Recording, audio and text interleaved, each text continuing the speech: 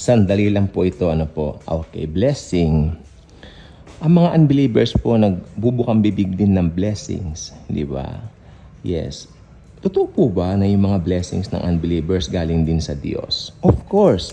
Basahin niyo ang Santiago 1:17. Maliwanag pa po sa sikat ng araw, si Jesus ang source ng lahat ng iyan. Okay, wala po tayong pagdududa diyan. Okay. So, kasi ganito po ang nangyayari ngayon. May mga tao akong namimit na una, dun muna tayo sa side ng mga Kristiyano. May mga Kristiyano po kasi na tawag dito, makikita mong parang sobra naman yata yung kanilang pagiging showy na meron sila nito, meron sila mga ganyan. So sa akin, wala pong problema yon as long as alam mo yung tinatawag na iyong hangarin. Bakit ganon? Yung iba naman mga Kristiyano, mga pastor pa man din, pupunta sa iba't ibang lugar na mga tawag dito, iba't ibang mga bansa. Tapos doon mag-vlog, doon mag-preach. Papakita niya nandoon siya sa bansang yon. Well, kailangan pa ba yun? Di ba? Yung mga tipong, yes. Pag Kristiyano ka kasi, ito lang gusto ko sabihin. Hindi kita i-judge, hindi kita sasabihan ng ano paman, pero alam ng Diyos ang puso mo. Alam ng Diyos ang mga puso natin. Okay? So, hindi naman po siguro kasi sa akin, ang punto ko rin, maybe they are very overwhelmed what the Lord is doing sa kanilang mga buhay. That's why they are being showy. Mga tipong ganyan. Pero side naman ng mga unbelievers, ito po. Marami po mga unbelievers na talagang yung mundo, yan lang po ang kanilang buhay. Yan po ang nakakatakot. Sapagkat alam niyo po ba, ano ang pinakamalaking regret sa impyerno ngayon? Hades pa lang po. Not yet Gehenna. Because Gehenna will be opened pagka itatapon na roon ng Antikristo at ang false prophet. But now, nasa Hades pa po ang mga unbelievers. Malaki po ang pagsisisi nila. Alam niyo, sabi nila, sana nakinig ako sa gospel. Sana nakinig ako sa ganito. Sana nakinig ako sa ganitong pastor, sa ganitong mga ngaral. Sana. Punong-puno ng sana ang Hades. Punong-puno ng hope. Hindi yung hope na pag-asa pa. Hope na sana, ganito, sana. Puro sana. Diba? I'm hoping nakinig ako. I hope nakinig ako. O, di ba? Pero wala na. Late na. Okay. Parehong Kristiyano at mga hindi Kristiyano ay pwedeng maging mayaman. Di ba?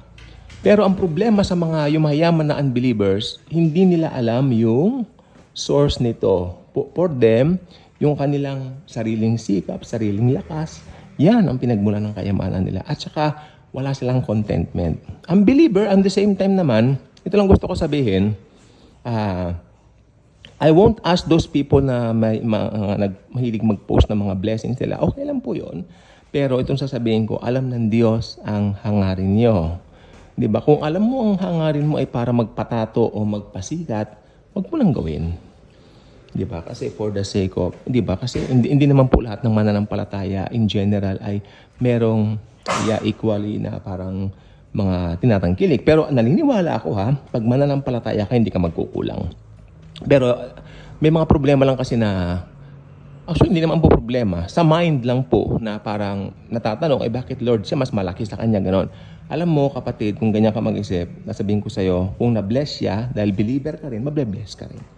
May right timing ang Panginoon, ganon.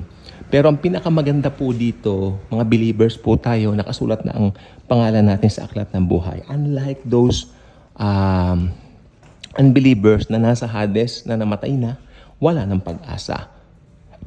Dahil ang mundo, yan ang kanilang ginamit, o yan ang kanilang tinignan bilang kanilang tanging buhay. Diba? Marami akong kilala na mga businessman, mga kaibigan pa namin na talagang walang pahinga ang katawan nila, talagang pinapagod nila para sa business. So sila po ay talagang, yung iba humahanga, yung iba naman, pag Kristiyano ka, hindi ka hahanga doon kasi parang kawawa naman sila. They don't have the abundant life Christ had promised sa bawat mananampalataya sa Kanya. Dahil hindi naman sila naging mananampalataya. Diba? So if you encounter Jesus, mag-iiba ang iyong, magkakaroon ka ng metanoia. Yun yung repentance. Magkakaroon ka ng iiba ng kaisipan, no? Dahil naniniwala po ko, tanging si Jesus lang ang ating kayamanan na makapagbibigay sa atin ng satisfaction. Pwede kang maging bilyonaryo, pero wala kang satisfaction. I want more, I want more, I want more. Ganyan. Pero at the same time, pwede ka naman yung maging Kristiyano, okay? Na parang you live by the day, pero happy ka, may contentment ka. And for me, yan ang importante. Sapagkat when we have Jesus, we have everything. God bless.